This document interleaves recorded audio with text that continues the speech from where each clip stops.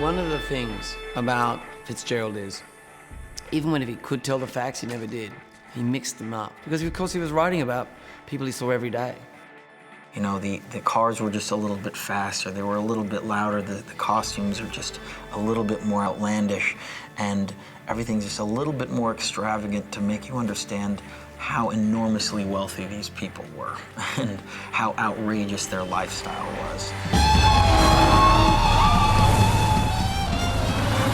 Why does he give those parties? Well, he's like a Venus flytrap. He's like building an intricate, golden, alcohol-fueled Charleston, best Broadway, greatest people. Oh my goodness, I got to go there. And once you're there, and you're drawn into the web, and you're caught in it, you're in his influence. You can pull the strings. And of course, he seems sinister. You know, you have this mythical, mysterious figure of Jay Gatsby, who kind of at first is this person that no one's ever met. Who is this Gatsby?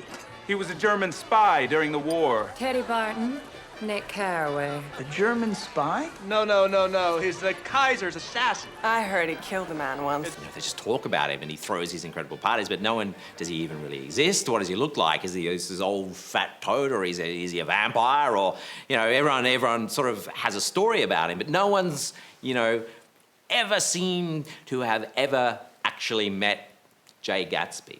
But then we do meet him. He has this big fantasia of a house. I mean, it's, as we called it before, we thought of it, Sim and I, like Disneyland for adults. Oh, I've got the latest, coolest performer from Broadway. He's playing tonight. Oh, yes. I got Bryce Knuckles and, you know, the jazz band from, oh, they're playing. Oh, that's great. I got rivers of alcohol.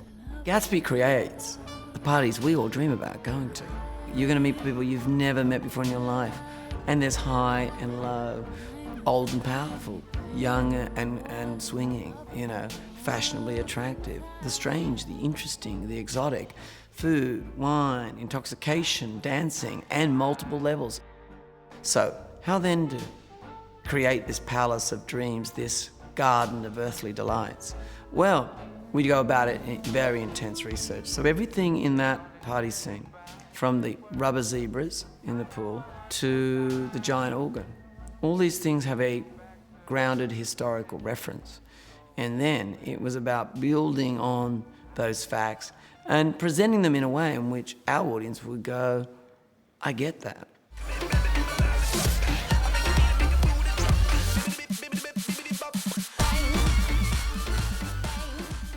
In the party sequences alone, we had 300 extras. I would say we're probably around 1,200 costumes in total. We've had quite a lot of crowd scenes, and we've also had to change people a number of times.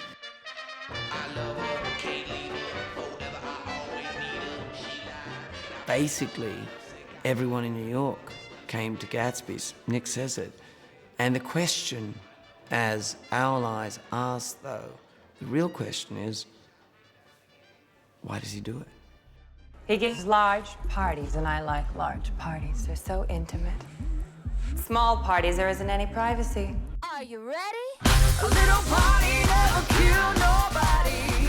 So we gon' dance until we drop. The world is so lush, and yet it's so intimate that you feel like you're eavesdropping on these people's lives. Like you're both at and in this kind of wild, orgasmic party, and then you're privy to the kind of heartbeat of the characters. I'm stealing her away, Carraway. Nick's intoxicated. Nick's in the grand spider web. And all of a sudden, Vladimir Tostov's playing the latest new symphonic jazz. Hi, I'm Gatsby.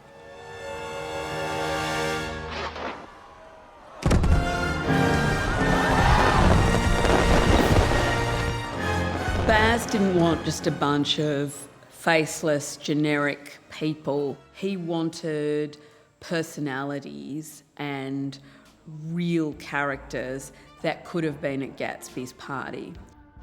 In the book, Nick goes and describes a long list of people who may have been at that party. We used the list as a basis for all the characterisations for the extras. Along with that, we went to a section of Vanity Fair, which is basically every year in the 20s, they would do an opening night on Broadway. They would do a satirical sketch of all the people that attended.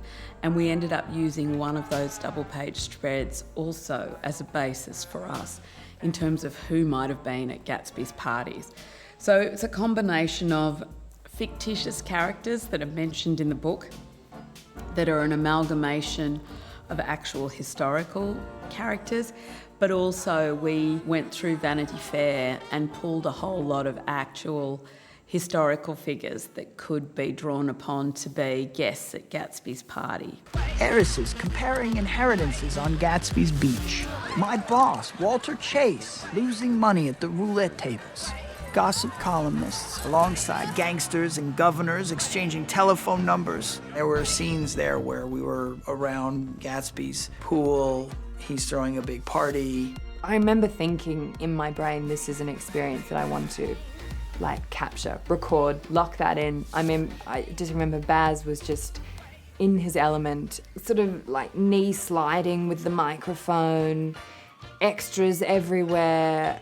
There were synchronized swimmers in the pool. And then there's just Toby and I on the middle of this podium over this, 4-meter pool, both of us going, oh my God, we're gonna fall in. It was such a spectacle. It was really something to behold. And, at the end of those kind of days, everybody would look around and go, wow, that was cool. That was something to be a part of. That's not something you get to see every day.